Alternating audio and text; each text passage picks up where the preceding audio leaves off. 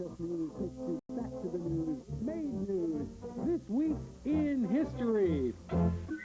It was this week in 1979 that something went very wrong at the 3 Mile Island nuclear power plant in Pennsylvania. A series of accidents and equipment failures brought the plant dangerously close to a meltdown, which could have caused terrible radiation contamination to the area around the plant. Luckily, that never happened. But after the accident, the government started taking a closer look at the safety of nuclear power plants, all because of what happened this week in 1979. It was this week in 1981 that as President Ronald Reagan was leaving a Washington, D.C. hotel, John Hinckley shot the president and 3 others. Hinckley, who was immediately caught, was found not guilty at his trial because he didn't know what he was doing at the time of the shooting. Today, Hinckley is being treated at St. Elizabeth's Hospital in Washington, D.C., just a few miles away from where he tried to assassinate the president. Finally, it was this week in 1867 that the United States bought Alaska from Russia. It would take nearly 90 years before Alaska would finally become our 49th state, though. Today, Alaska is our largest state and one of the most beautiful. And do you know how much we paid for Alaska? Believe it or not, 2 cents an acre. Now that's good value. And that's this week in history. Remember, if it happens today, it's tomorrow's history. Now it's time for everybody's favorite game show, Match Wits. Our topic this week, as the world churns. Now, here's your host, Steve Ducey. Thank you very much. Well, you know, people who move to America from another country are called immigrants. Of course, pilgrims were the first immigrants, and today, immigration is our topic on Match Wits. So let's get busy and meet our contestants. He's a 6th grader and believes in life, liberty, and the pursuit of baseball cards. Please welcome Mike Pergam. Today, Mike is going to match wits with a judge who turns people from other countries into American citizens. Please welcome Judge Tim Ellis. Okay, let's begin the game. But first, a little background on immigration. Also, Mike, watch carefully because all of the answers are in this report. Everyone who lives in America has roots somewhere else. In fact, America is called the melting pot because people from many different lands have moved here to live. Those people are called immigrants. The American Indians have been here the longest. When Columbus sailed to America in 1492, they were already here. That's why we call them Native Americans. In 1620, the Pilgrims arrived at Plymouth Rock from England. That opened the door for thousands of other Europeans to come to America. Later, many African Americans' ancestors were forced to come to America to work as slaves. This is Ellis Island. In the early 1900s, more than 16 million people moving to the United States from other countries had to first stop here and register. For millions of immigrants, Ellis Island was America's front door. Today, immigrants still come to America. For many, freedom is just an airplane ride away, but for others, it's very dangerous getting here. But they come anyway because around the world, America is still the land of the free and the home of the brave. That's right. Well, now it's time to play Match Wits. Mike, were you paying close attention? Yep. All right. Here's your first question. When Columbus landed, he was greeted by people he called Indians. What do we call them today? Native Americans. That's right! Good job!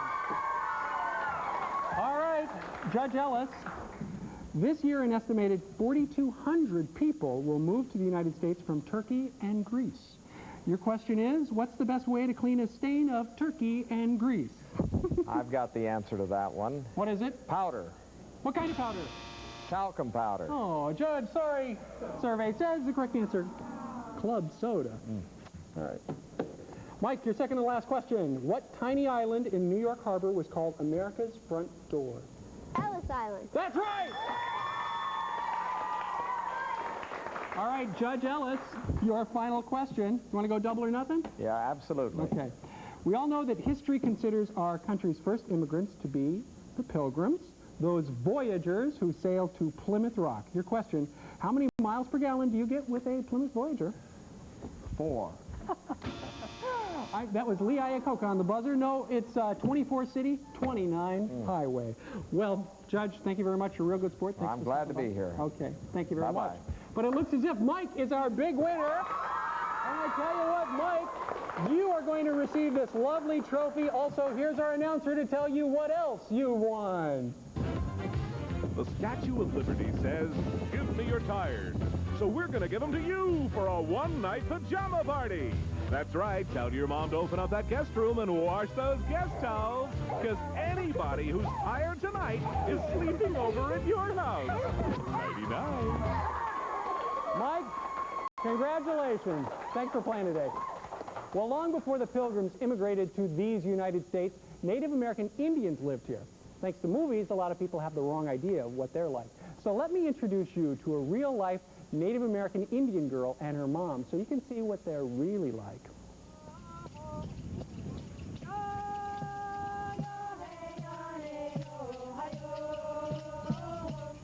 Leah Shenandoah and her mom Joanne are Native American, part of the Iroquois Nation in upstate New York.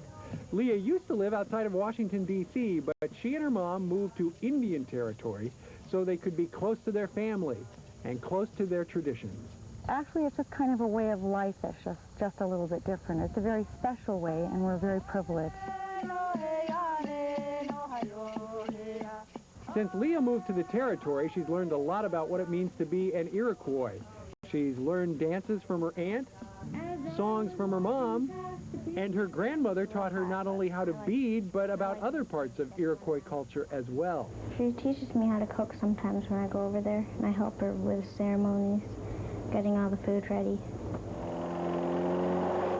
There were a lot of changes for Leah when she moved from the city to the country. She's no longer the only Native American in her class, and life on the territory is much less hectic than life in the city. I have cousins here, and my family's mostly here, and it's more quiet and peaceful. Even though Leah and her cousins spend time learning about their Native American culture, they also spend time doing the things that other kids like to do. See, I can do it without any hands. A lot of kids like to know, do we actually live in a teepee, or what kind of food do we like to eat? And my answer to that would be pizza, spaghetti. We are the Iroquois, we're proud, we are strong. For Leah and her mom, moving back to their native culture meant being able to live in the best of two worlds. Though times have changed. There's a lot of very rich heritage here. It's very special and something I'm very proud of Leah for wanting to be part of it too.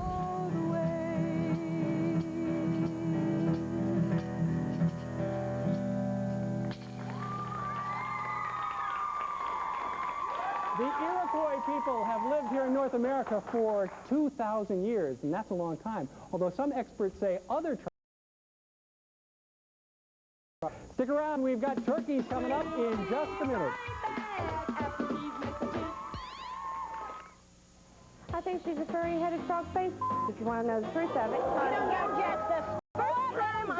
All Tammy ever wanted was a loving relationship with her dad, but her stepmother Betty keeps getting in the way. Oh, yes, I did too. Oh, shut up, Tammy, I did too try. Grown kids who say, "I hate my dad's new wife," I'm not trying to steal her husband away from her. on the next Sally.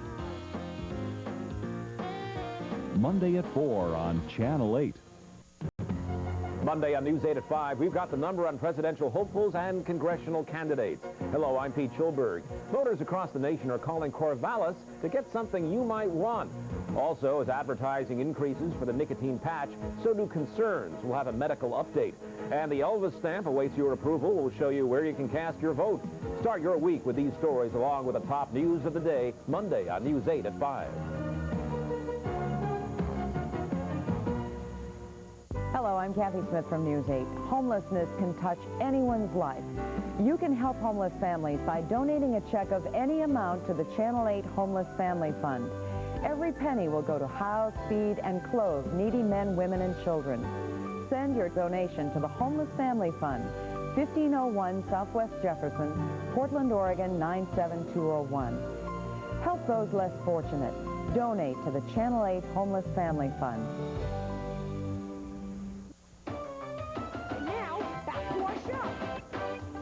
Here's our address. If you've got a question or a comment, an idea for our show, you just want to say hi, write to us. We've got operators standing by to read your letters. it's time to talk turkey with Dr. Dan Nigola, who's brought a friend with him today.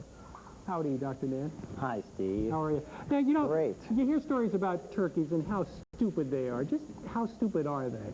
Oh, they're probably one of the least intelligent animals or pets that we have that are pets. They breed them for largeness and for a lot of meat. And some of the genes that relate to that make for the least amount of brain power. So they have the least amount of brain power than any of them. So that's why they call people dumb turkeys. Okay, so now I've heard stories about where during a big thunderstorm or something like that, the turkey will look up to see where the rain's coming and have his mouth open and then drown because the water comes down. Is that true? It's exactly true. And in fact, the rain goes down the nose and fills up the lungs, and the bird's having trouble breathing and just stays like that because it's not smart enough to bring the head down. So that's probably the best story. Now, speaking of the head, what's this thing on the very top that looks like he needs a nose job there? That's called a snood, and it's one of their appendages. The males have larger ones, the females have little smaller ones. So it's can get very large. Now, what about that turkey over there that's got the thing coming out of the middle? Oh, that's his beard, and what that is that as the males get older, they get a bigger and bigger beard, and that one's a couple of years old, while this is only 4 months old. So this little one just started.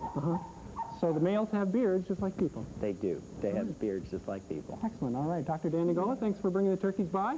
We'll see you next time. You're welcome. So long, everybody. Bye-bye.